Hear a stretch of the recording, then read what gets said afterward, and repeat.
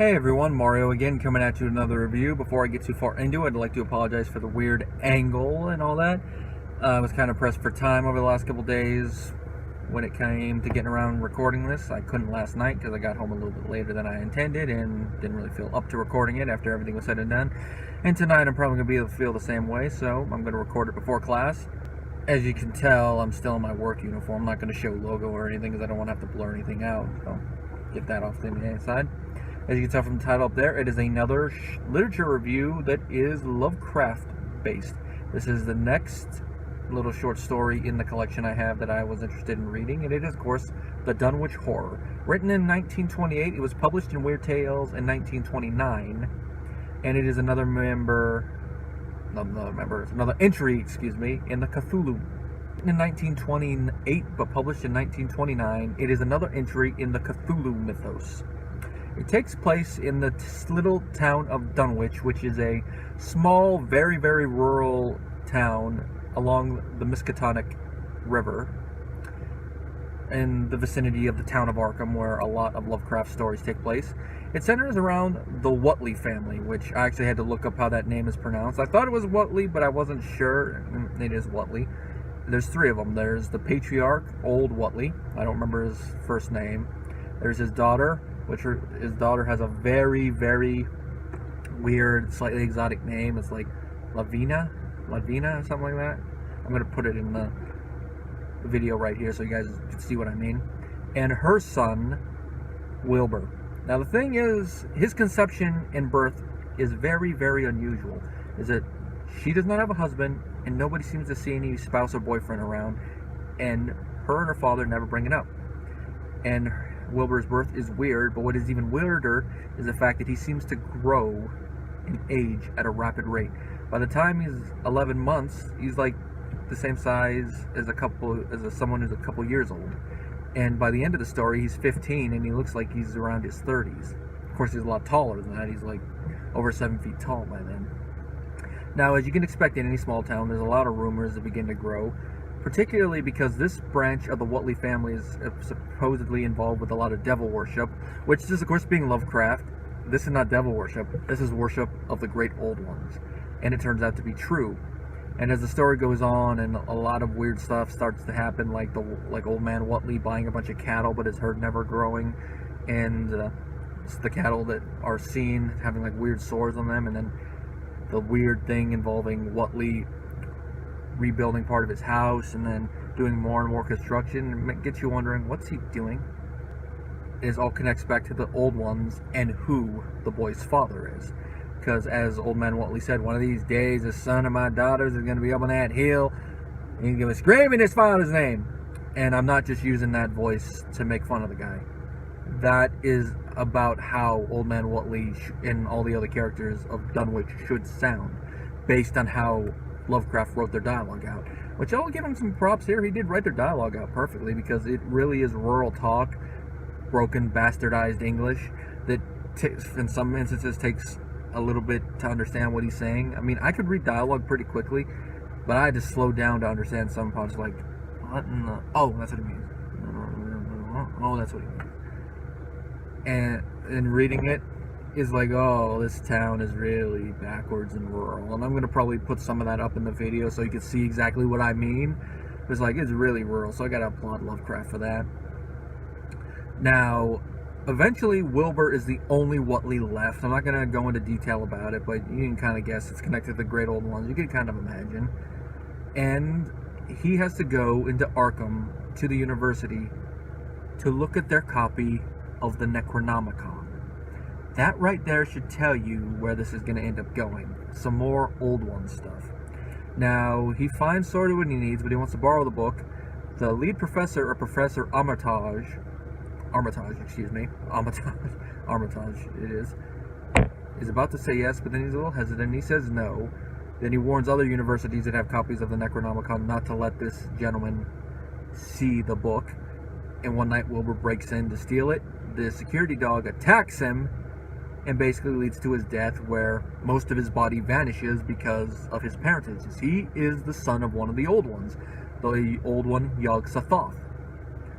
And with Wilbur, he's mostly like human from the top up, other than, you know, like his weird, slightly demonic appearance. But from the waist down, all great old one, like some tentacles and a lot of dark skin and fur, which is hinted at in an earlier part of the story when someone claims they saw Wilbur and his mother running through a storm to the hill in the town where there is a stone slab dedicated to worship of the great old ones.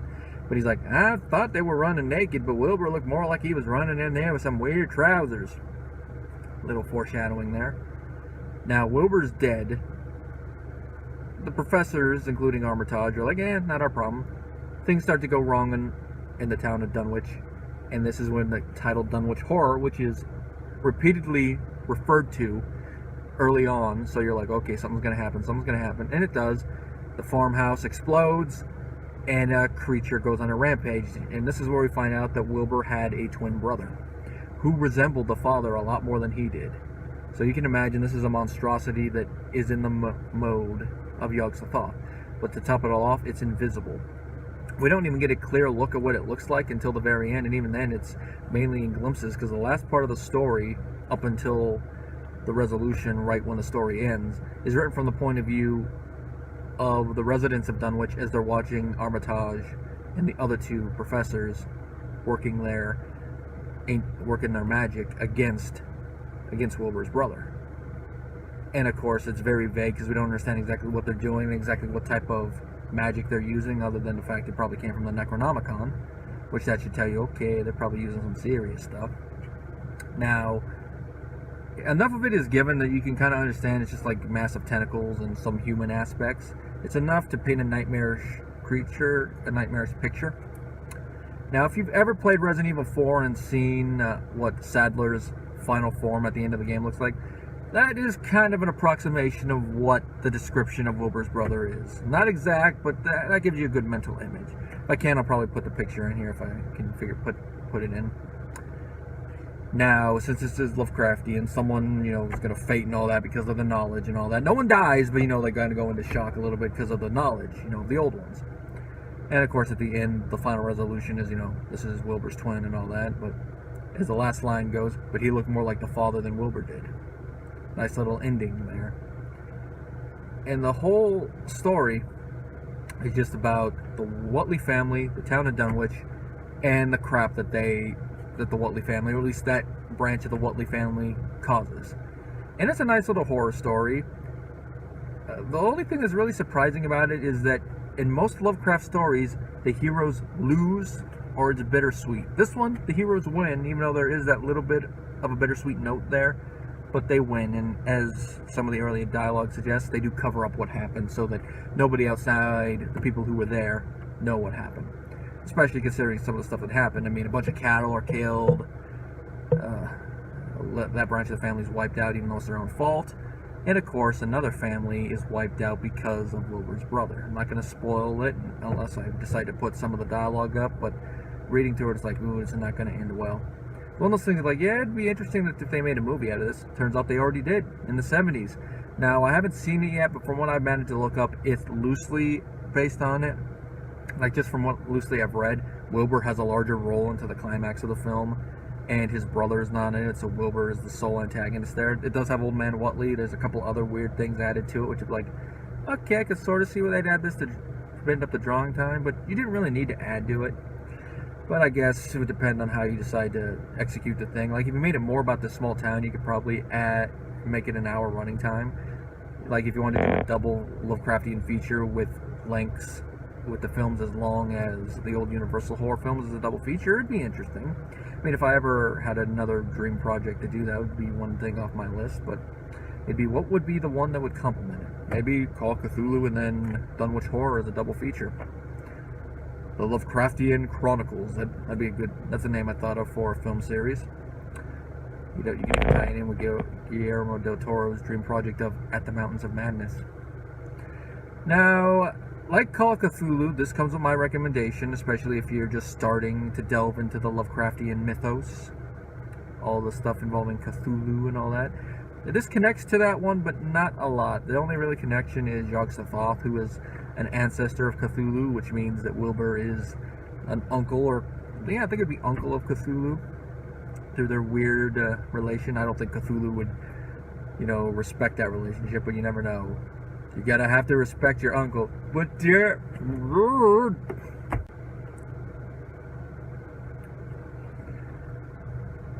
and if there's any issue, is that it does take a little bit to get started, because the first part of it is basically setting up the town of Dunwich, which is nice.